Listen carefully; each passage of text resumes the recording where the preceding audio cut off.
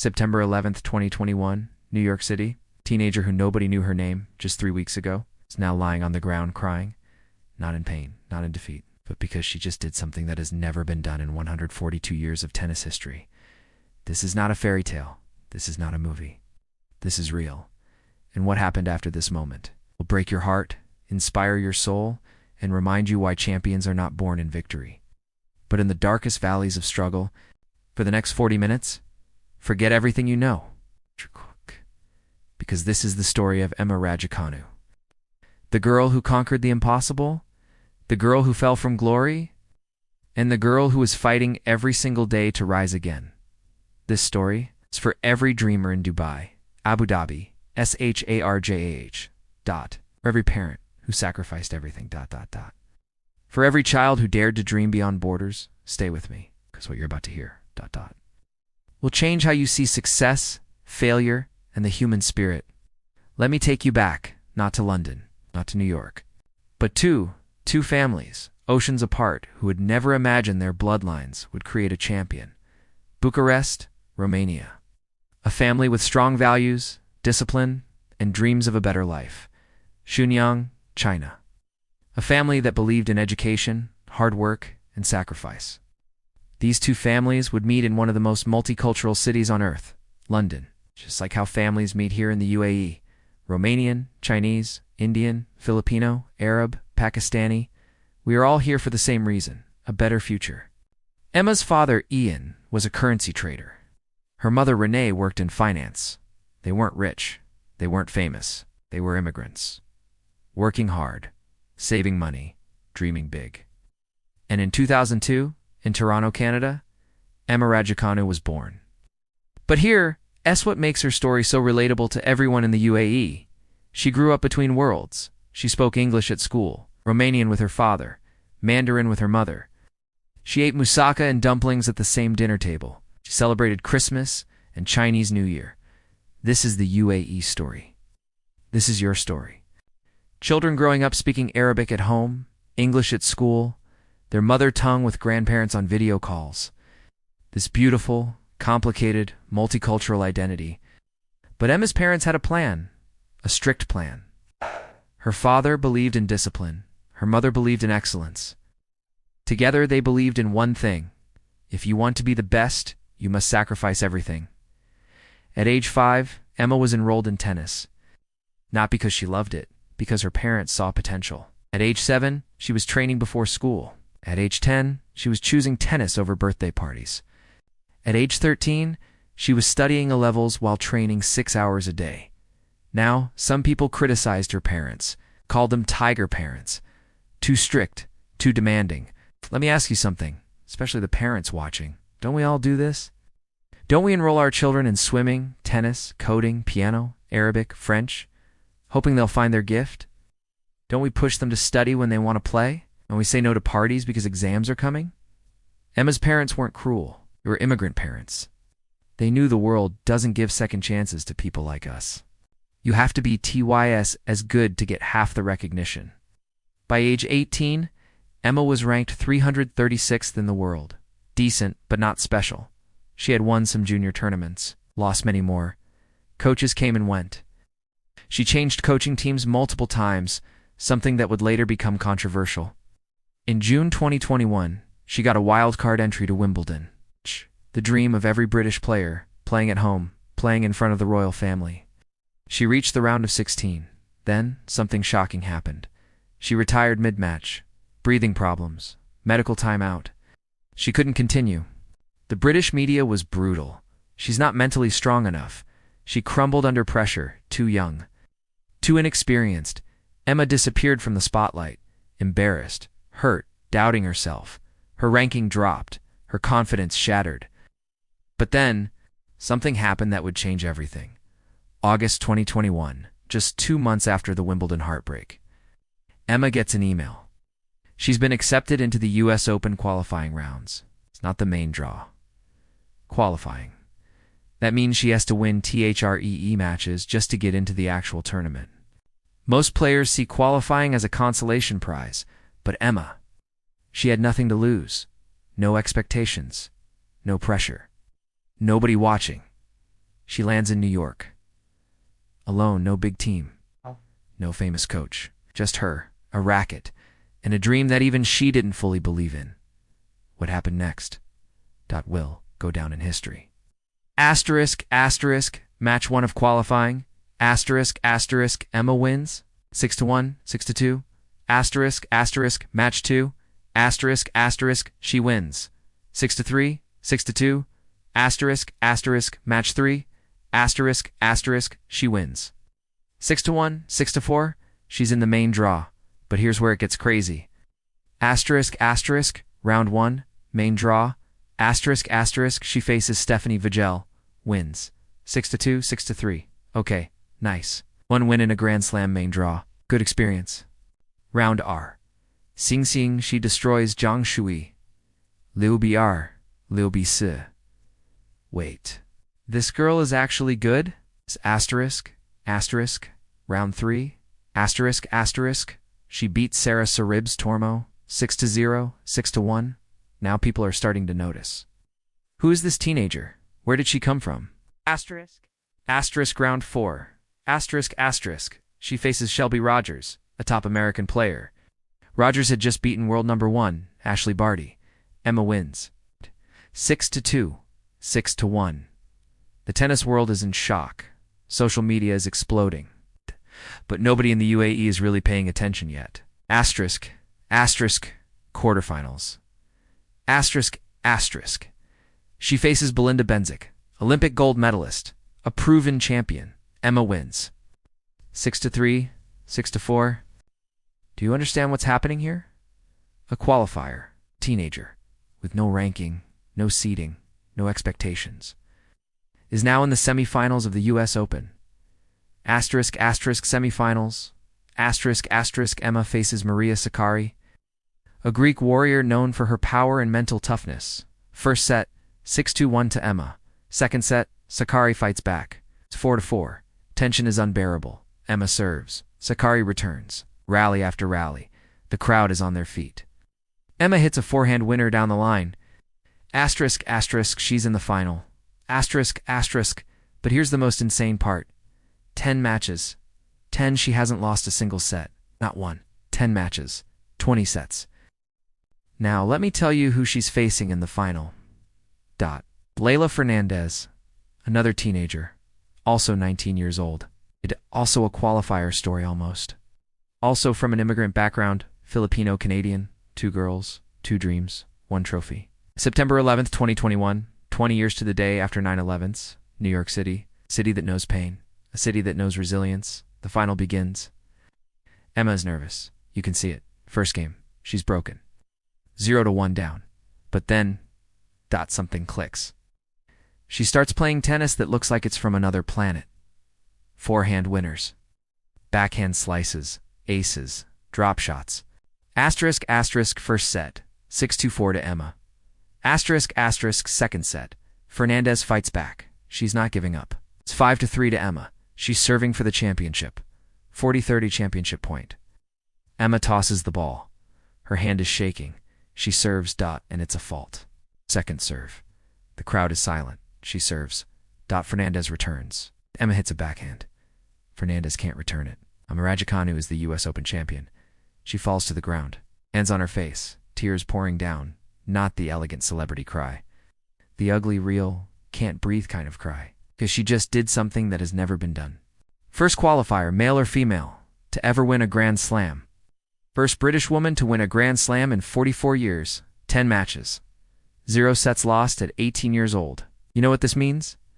This means every parent who sacrificed. It's every child who was told they're not good enough. Every immigrant who left their home for a dream. Every person who was counted out. This moment, this victory, this belongs to all of us. They say success changes people. But nobody tells you that success can also destroy people. After that victory, Emma's life exploded. Within 24 hours, her Instagram followers went from 300,000 to 2 million. She was invited to the Met Gala with celebrities. The Queen of England sent her a personal message. Brands were offering her millions in sponsorships. Dior, Tiffany & Co., British Airways, Porsche, Evian. She became the most marketable athlete in Britain overnight. But here's what nobody saw. The pressure, the expectations, the loneliness, the fear.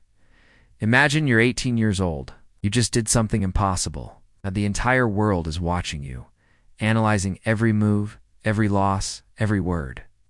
In the UAE, we understand pressure, don't we?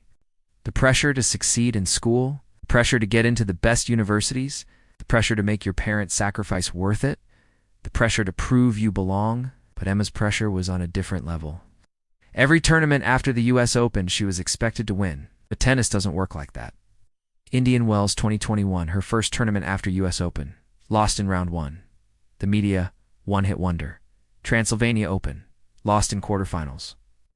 Linz Open. Lost in round 1. Then came 22 to 10. Australian Open. Lost in round 2. But it wasn't just losses. It was how she lost. Muscles. Breathing problems. Blisters that made her bleed on court. And then ... the injury nightmare began.